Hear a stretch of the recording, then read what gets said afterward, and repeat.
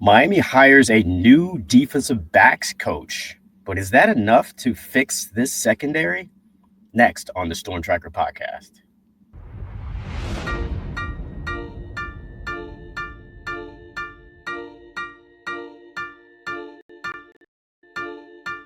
You are now tuned in to the Storm Tracker podcast.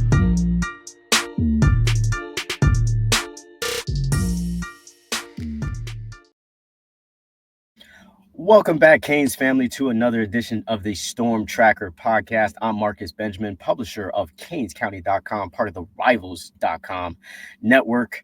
Make sure you follow this YouTube channel on YouTube, of course, and also make sure you subscribe to this podcast on all platforms.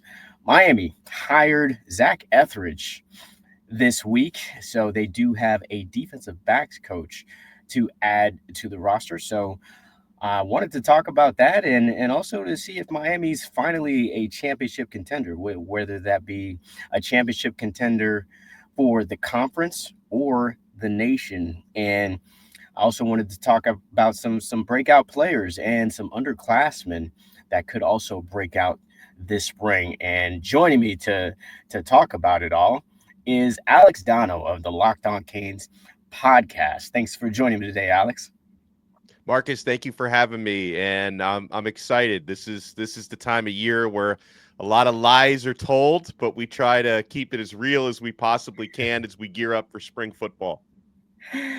Never lies. It never lies told. It's always truth all the time here.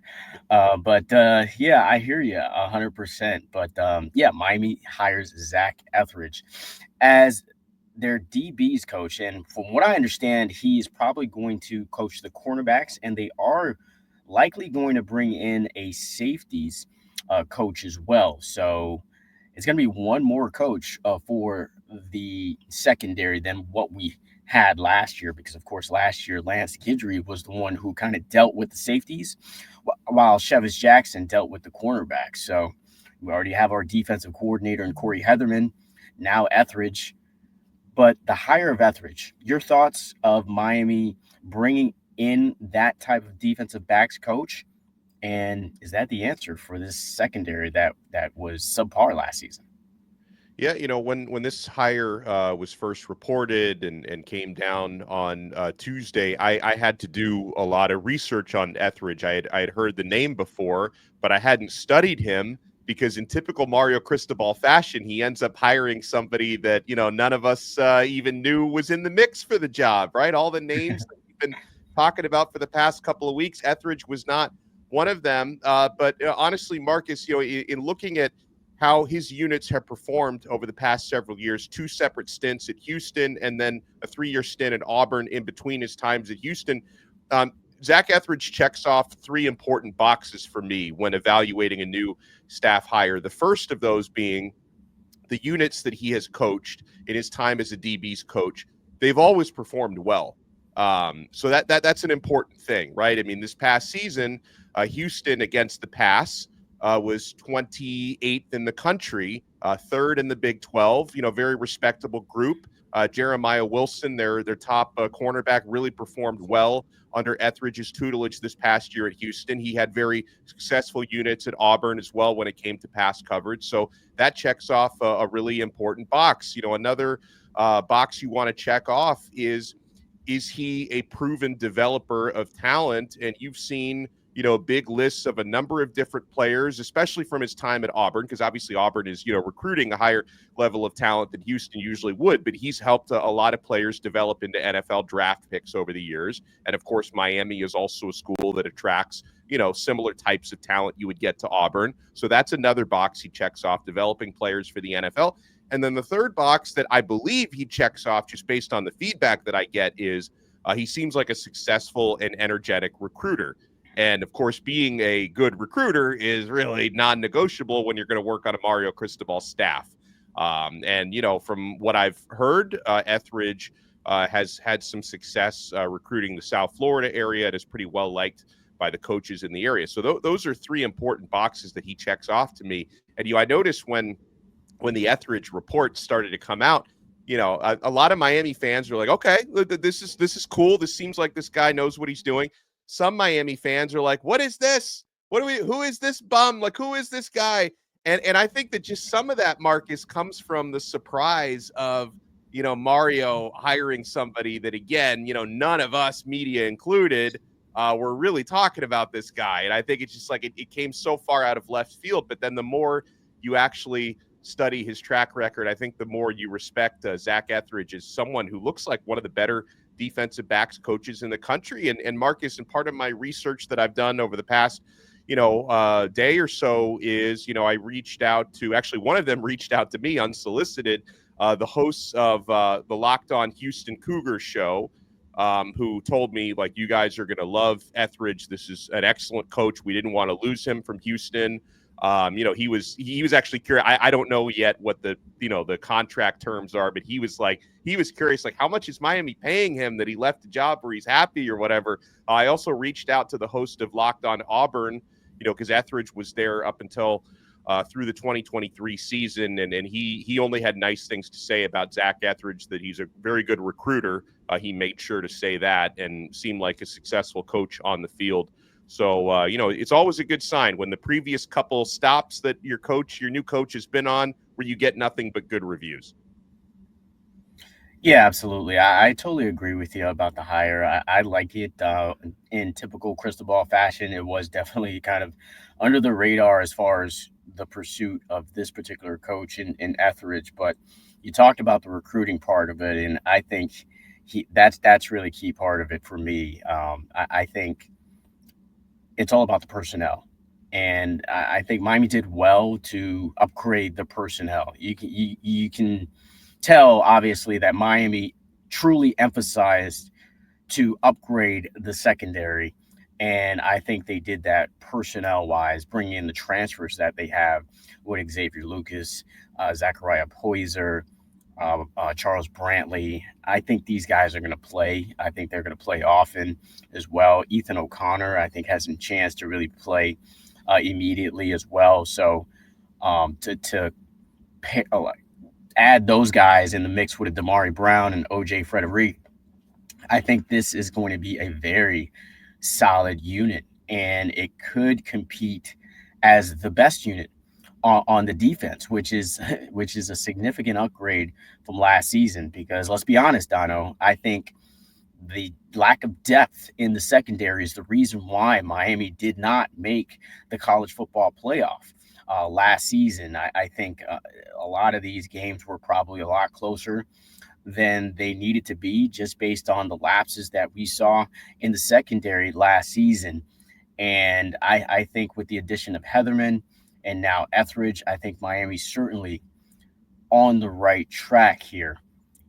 I'm not so sure how soon we're going to see those results. Are we going to see it right in spring, or are we going to see it more in fall camp, or are we going to see it in game 1 against Notre Dame, which I'm super excited about, Donno. The schedule came out, which was pretty weird. I will say that, there's only 4 road games. We're going to be at Hard Rock Stadium a lot this season, Donno. But I think we might see just how good this defensive back secondary is in game 1. And for Hurricanes fans, hopefully we do. Well, and also a note on that, because I think part of the reason why Miami's defensive secondary, by and large, failed last year, because I agree with you. The biggest reason is the depth and talent. Like that's always number one when you're going to see a unit that struggled the way that they did. But also throughout the year, we kept hearing about and questioning the communication, right? The chemistry, the way they were communicating on the back end, and so. That's going to be one of those things where you have to get that right instantly, because you're not opening against Florida A&M or Bethune-Cookman. Like you get the national runners up in your opening game, and with a lot of new very good players. Like Miami's secondary, like you said, looks dramatically better on paper than it did last year. But you also, that communication needs to be on point, because you've got a good collection of talent, but they need to be on the same page from game 1, because you're not you're not going to have a warm-up type of game. You're going to go at it against, arguably the toughest team on your schedule from the jump.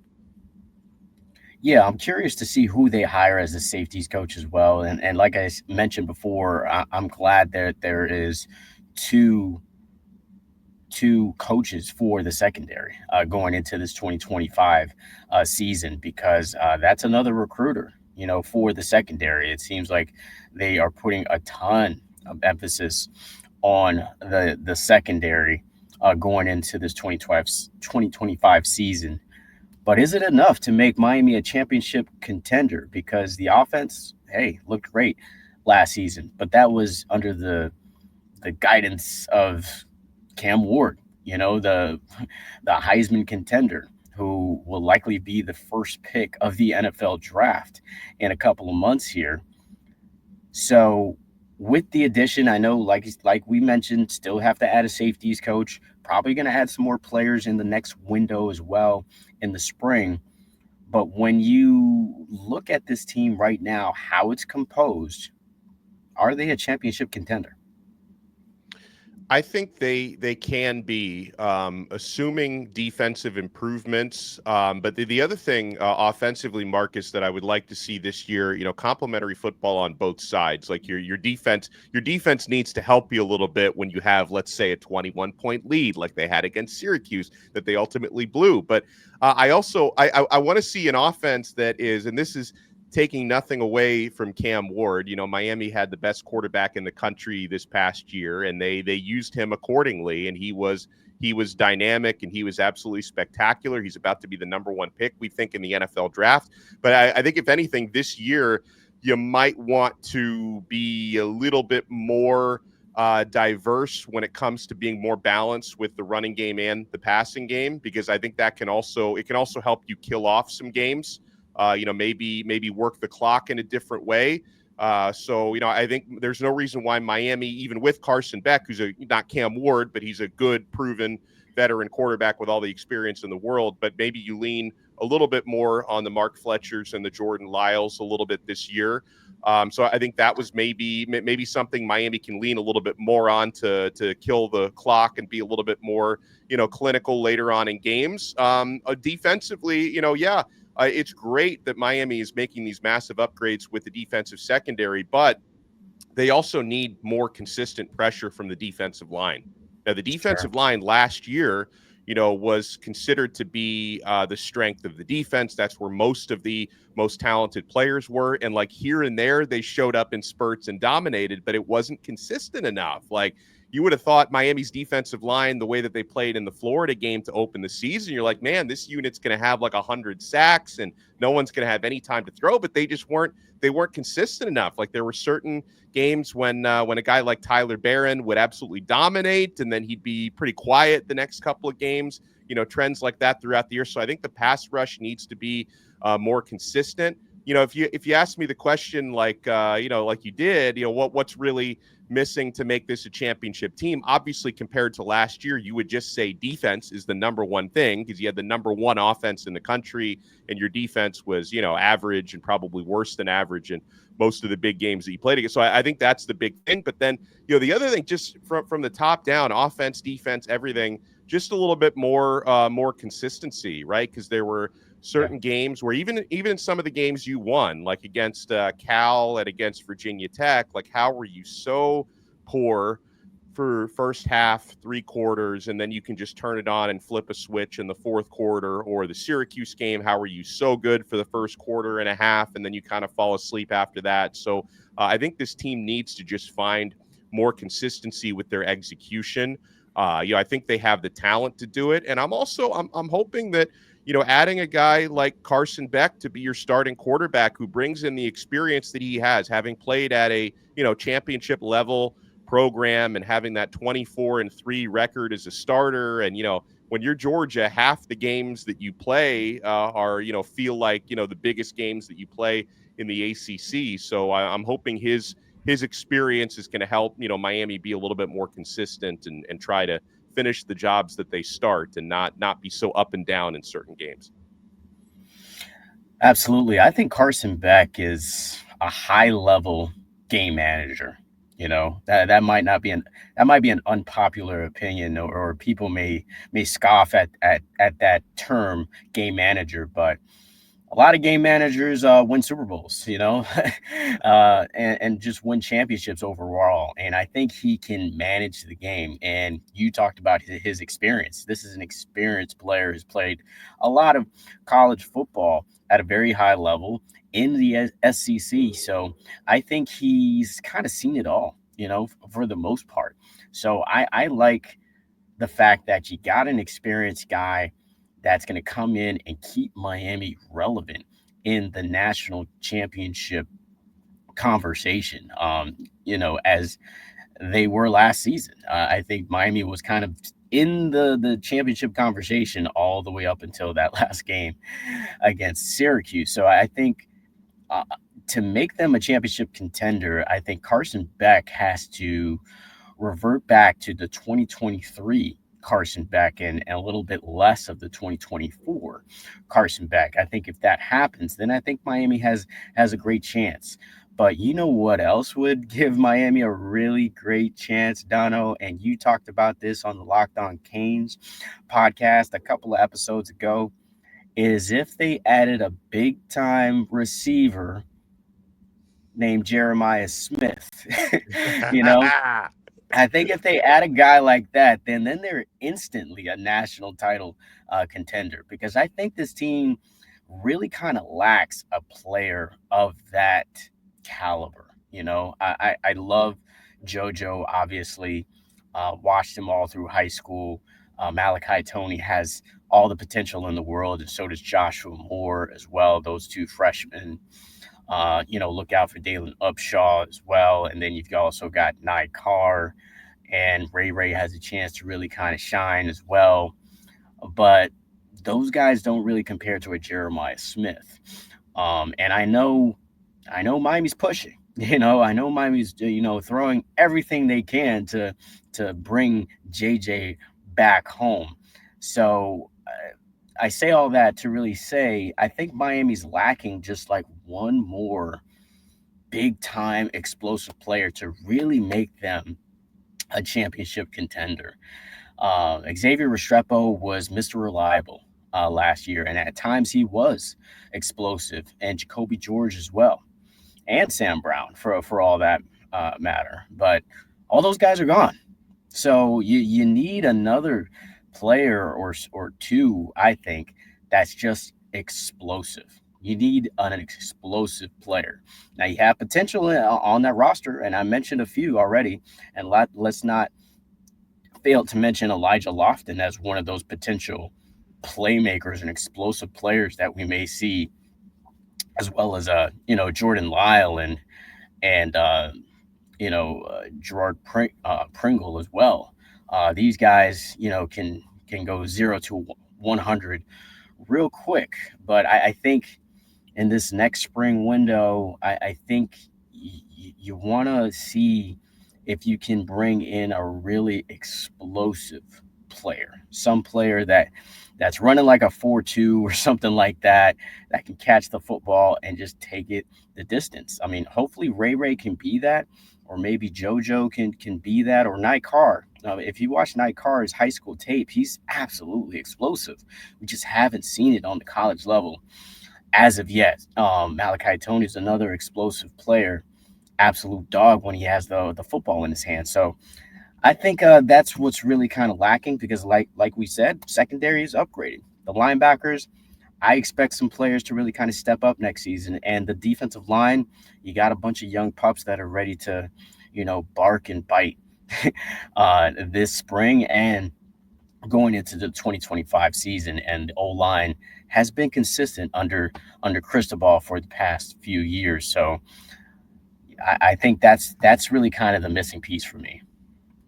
I think that's a great point, and I expect it's something, and maybe not actually. I wish it was actually Jeremiah Smith, but even if that's not a guy that they're able to add, I think they need someone of that ilk, because it's a unique situation, similar to what Miami was in last year, where you add your starting quarterback very late in the transfer portal process when most receivers were already committed because, you just like last year, you take a guy from the NFL draft, put him in very late in the process. So last year, Miami, who already had, more in the receiver room in terms of experience than they have right now, but they did add Sam Brown in the portal in the spring and probably could have attracted more had Cam Ward, committed to Miami earlier than he did. Which is now the situation you're in with Carson Beck, who you added in mid-January. So, yeah, I'm hopeful that when that spring portal opens up, we're going to see some big names out there who are willing to make some moves because I agree with you. I think, and hopefully Beck is out there doing some recruiting the way Cam Ward did last year. Yeah. And that you can add somebody like that in the spring because, we need it. And, maybe we'll be pleasantly surprised by some of these less experienced receivers, how they step up. But I would like another proven commodity. Yeah, absolutely. A lot of players are looking to prove themselves in the spring. It's already the end of January. We're going into February already, if you could believe it, Donno. And spring is going to be upon us very soon here in March. There's a lot of underclassmen that didn't transfer, which I think is notable and it's worth mentioning because in this day and age, these players can, jump ship and just go anywhere. And a lot of these players, especially, on this defensive line, have decided to kind of stay with the program. So with that, I do ask, Dono, which underclassmen do you expect to have a breakout spring? Yeah, and I'm glad you started by saying defensive line because two of the first names that I've been thinking about are in that defensive line room. Armando Blunt is a big one for me. Now, I always hear about him practicing well, and of course, we know the talent that he came out of high school with. Was some publications a 5-star, other publications a 4-star. But the thing we have to remember about Armando Blunt is this guy reclassified and came out of high school early. Like he was, I don't even know if he's turned 18 yet, or he might have just turned 18 heading into his second year of college. Like he's so young. So I think Armando Blunt is someone he played a little bit last year, but I think he's someone who can really blossom this year, who's already, very physically mature for his age, but is only getting stronger. He's developing that grown man strength. So that's one on the defensive line. And it's like, people are always asking me about Blunt as if like they're worried he's going to transfer or something. And I'm like, dude, this guy's young. He's going to be fine. Don't worry about Armando Blunt. And then another one I'm curious about, Marcus, because, Armando Blunt probably will play more defensive end, on the edge, but someone in the interior because, Miami lost a lot of experience at defensive tackle. He had a bunch of seniors like Simeon Barrow and Marley Cook and CJ Clark that have all, moved on. So you got openings in the defensive tackle room and someone I don't necessarily project to be a starter, but I'm curious about Artavius Jones, the juggernaut heading into his second year. Because again, all the physical strength in the world, played for a smaller high school district. He was throwing dudes around like rag dolls. So I think he can have a really big spring. And, when I brought up a young defensive tackle, people were probably expecting me to say Justin Scott. And I can also say Justin Scott because Justin Scott, former 5-star recruit, I could pencil him in maybe, and, competition's going to happen, but I could see him maybe being a starting defensive tackle next year. So Justin Scott is another one. Another one on the defensive line on the edge, Marcus, that I think is going to have a big spring because you saw some signs, limited playing time last year, kept his red shirt, but Booker Pickett Jr., who was unblockable coming out of high school. I think Pickett could be someone who really stands out. And then, I wanted to start with some defensive guys because I tend to talk more about the offense, but someone I will say on offense who's one of the names that you did mention that I think could have, a really big spring and can blow up before next year is Nykar. Because I look again, he's the receiver that doesn't get talked about as much compared to a JoJo Trader who already kind of had his breakout last year, especially in the bowl game. But Nykar, to me, with his speed, his versatility, and a potential maybe to use him also as a special teams return man, he could provide you something, I think, there as well. I think Nykar is someone I look at as well heading into his second year. Yeah, certainly agree with you about Night Carr. Like I said, they need an explosive guy, and he is absolutely explosive. So hopefully he does break out in the spring. I'd be really excited to see him make some plays, score some touchdowns in the spring and in the spring game. A guy for me on that defensive line, I'm going to switch back over to there, is Malik Bryant. I think he is going to have a breakout spring and season. You saw some signs last year where he was inserted into the game, made some key plays, some key tackles. I think he's going to continue to develop on that edge. I think he was primarily an edge in high school, and I think they kind of tried to move him at the backer his first year, but last year moved him completely to edge. He seems completely comfortable in that position, and I think it's going to be a really great opportunity for him to really kind of show what he can do. I think he's just got tons of speed off the edge, and I think he can be an absolute breakout player. Another player on the defensive side of the ball, I do want to mention is Popo Aguirre. I think he is, or Aguirre, if we want to, say it with the Spanish accent.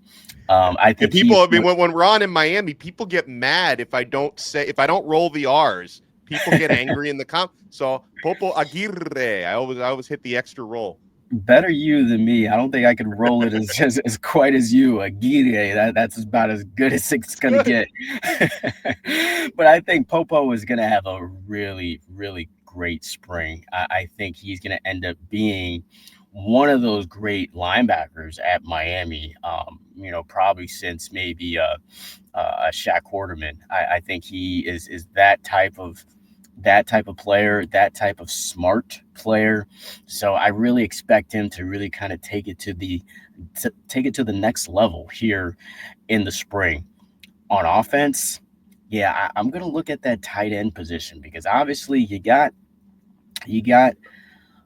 Elijah Arroyo who's tearing it up at the Senior Bowl right now. Riley Williams has now left the program.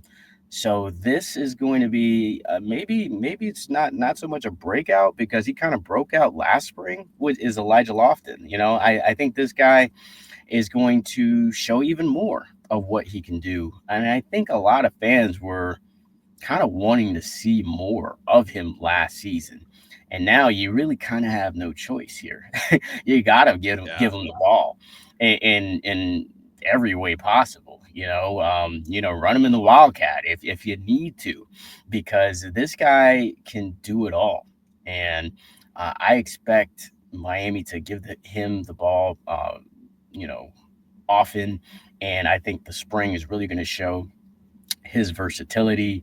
You may line him at running back again, as you did in the spring, but the tight end, I mean, it's really his to, I think, really kind of take over that position. So I'm really excited to see Elijah Lofton, kind of do his thing here in the spring, as well as Malik Bryant. I'll say one more name on that D line that I think is worth mentioning, and that's Cole McConaughey. I think that's a player that Ruben Bain had very high praise for.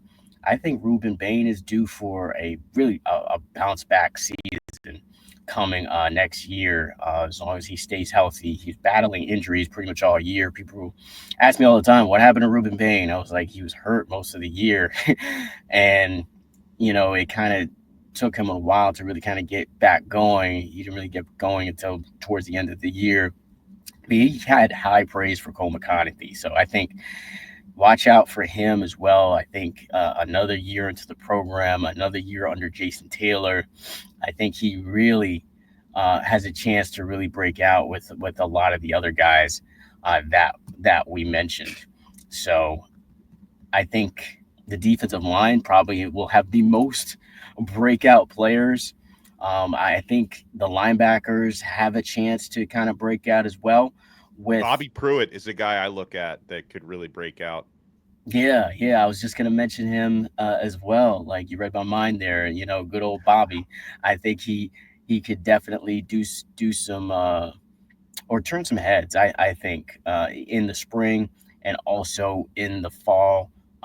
into that, jumping into that first game as well. He got some snaps last season, so I expect him to get even more snaps this season. So looking forward to really kind of seeing what he does in year two. Miami still does have to hire a linebackers coach as well. So we'll see kind of what they do there because you kind of want to continue that momentum as far as like the recruiting cycle after cycle with the linebackers that you brought in. Yeah, in the defensive secondary, there's so much there, right? I mean, when we talked about it to start the episode, but all the different players Miami has added, like a guy like Damari Brown, is he going to emerge as a starter somewhere despite all the additions? He's struggled a lot with injuries this past year because I think Damari can play on the boundary, or he could play maybe at nickel as well. So I think there's a number of different options for him. And then, how all the transfers are going to fit in, right? Because like I've got Xavier Lucas probably penciled in as a starter. And then I think also guys like, and Zechariah Poyser maybe penciled in as a starter as well at safety. And then I think guys like Ethan O'Connor and Charles Brantley can also compete for starting jobs at certain positions. So that secondary is going to be fun to watch in the spring as well. It's definitely the position group to watch for sure in the spring, I think, just because you got Damari Brown, like you mentioned, you got Xavier Lucas, who you think is going to start, and then OJ, I mean, I don't know who like that. I don't want to be, Etheridge definitely has his work cut out for him as far as the players he is going to choose to start, because you got even players like Zaquan Patterson chomping at the bit. Dylan Day made some great plays last season in special teams, so I know he's going to try to compete for playing time. So yeah, I think that defensive back group is the position to watch for sure. And another one I keep hearing, and he was injured for most of the year from what I understand as a true freshman, but Ryan Mack is another one. A lot of people are excited about him. And again, he may have to kind of wait maybe another year to crack the rotation, but maybe he won't. Like if he's a fast riser as well in spring and fall camp, maybe he can work his way into the rotation. Yeah, absolutely. Another St. Thomas Aquinas product. I mean, OJ played with Ryan Mack a couple seasons ago. And, you also, of course, have Jordan Lyle, who hails from that high school as well. So I wouldn't doubt any of those St. Thomas Aquinas Raiders getting on the field early and often. But we'll see. Spring is just around the corner, Donno, and we'll get to see for ourselves who is the breakout players. Thanks for joining me again, Alex. That's going to wrap it up for the Storm Tracker podcast. Hopefully we'll link up again soon. Yes, sir. Thank you so much for having me, Marcus. And I'll definitely return the invite. We'll get you back on Locked On Canes soon as well. Absolutely. I really appreciate it. And like I said, that's going to wrap it up for the Storm Tracker podcast. Make sure you subscribe to the website, canescounty.com, for free. Use the promo code Miami30. Make sure you subscribe to this podcast on all platforms. Also, subscribe to this YouTube channel live from Canes County. Until the next episode.